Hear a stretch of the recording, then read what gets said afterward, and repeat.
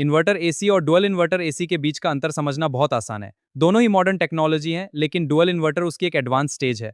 इन दोनों के बीच का असली टेक्निकल और प्रैक्टिकल अंतर ये है। इन्वर्टर एसी, इसके अंदर जो कंप्रेसर होता है उसमें सिंगल रोटर होता है। ये लगातार अपनी स्पीड बदलकर रूम के टेम्परेचर को मेंटेन रखता है, जिससे इलेक्ट्रिसिटी बचती है। डुअल इन्वर्टर एसी, इसके कंप्रेसर के अंदर ट्विन रोटर्स होते हैं जो एक दूसरे के ऑपोजिट डायरेक्शन में घूमते हैं।